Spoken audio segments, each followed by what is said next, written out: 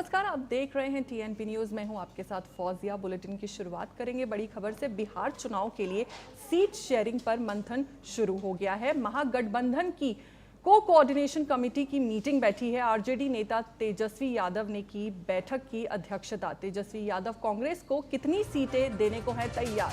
Seat sharing पर 15 सितंबर को हो सकता है ऐलान। बिहार चुनाव में कांग्रेस ने 66 सीटों पर ठोकी है दावेदारी। बिहार विधानसभा चुनाव 2025 के लिए सीट शेयरिंग पर मंथन शुरू हो चुका है।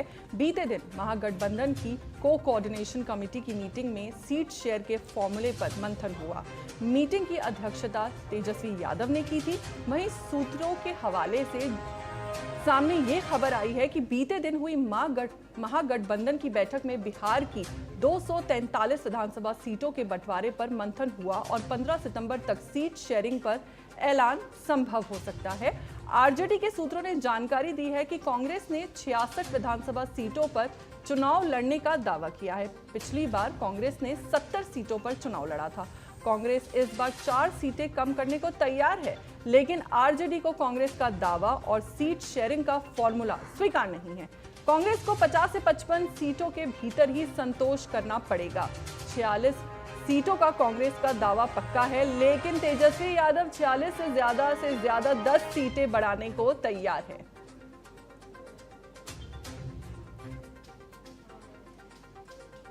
हमारे साथ ज्यादा जानकारी के साथ जुड़ चुके हैं पटना से हमारे संवाददाता सचिन, आपसे जानना चाहेंगे कि तेजस्वी यादव की ओर से 10 सीटें ज्यादा देने का फॉर्मूला जो है वो विपक्षी पार्टियों और जनता में किस तरह से दिख रहा है।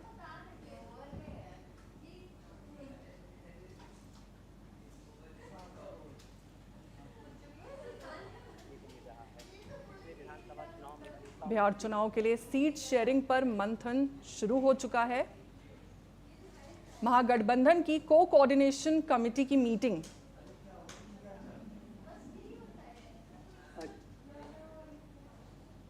सचिन, आपसे जानना चाहेंगे कि तेजस्वी यादव की ओर से 10 सीटें ज्यादा देने का जो फॉर्मूला है विपक्षी पार्टियों और जनता में कैसे देखा जा रहा है।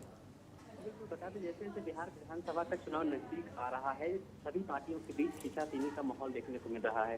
पिछले विधानसभा में कांग्रेस को 70 सीट मिली थी, लेकिन कांग्रेस ने उस तरह का प्रदर्शन नहीं कर पाया जिसकी उम्मीद थी और विधानसभा में हार का जो पूरा ठेकरा है वो कांग्रेस पे फोड़ा गया था।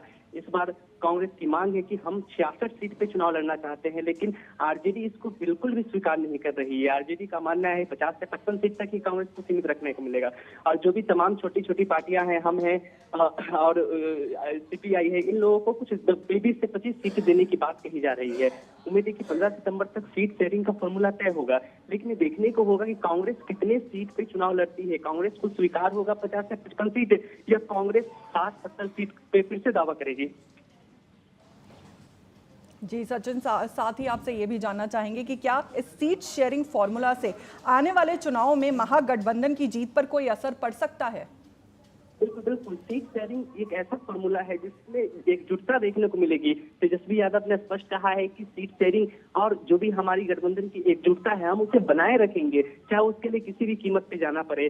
तो यहाँ पे सबसे जो फॉर्मूला है सीट शेयरिंग, क्या कांग्रेस 50 से 55 सीट में संतोष करेगी या तेजस्वी यादव कुछ सीट आगे बढ़ाएंगे। संभवतः ये अंदाजा लगाया जा सकता है कांग्रेस को कम से कम 60 सीटें दी जा सकती है और जो 243 विधानसभा की सीटें हैं, छोटी मोटी जो भी पार्टियां हैं उनको 20 से 25 सीट दिया जाएगा और सबसे ज्यादा सीट पे जो होगी वो चुनाव लड़ेगी आरजेडी। जी सचिन, ये भी आपसे जानना चाहेंगे कि गठबंधन के अन्य दलों ने अपनी सीटों के लिए कोई नई मांग रखी है। सभी जो गठबंधन की नई छोटी छोटी पार्टियां हैं उन्होंने भी अधिक से अधिक सीटों की मांग की है। हम पार्टी की मांग है कि कम से कम उन्हें 20 से 25 से 30 सीट दी है, 25 से 30 सीटें, लेकिन उन्हें भी कम सीट मिल सकती है। वहीं से सीपीआई एमएलए सीपीआई मार्क्सवादी की मांग है, उन्हें भी 20 से 25 सीट की मांग है, लेकिन उन्हें 10 से 15 सीटें देने की बात कही जा रही है। तो आने वाले कुछ दिनों के बाद 15 सितंबर को यह तय होगा कि गठबंधन की एकता कायम रहेगी या फिर गठबंधन की एकता बस पिछली बार कि चुनाव में जिस तरीके से लोकसभा चुनाव में टूटती हुई नजर आई थी, क्या यहाँ भी टूटती हुई नजर आएगी। ये एक चुनाव पे गहरा असर छोड़ेगा ये। जी सचिन, शुक्रिया आपका पूरी जानकारी के लिए।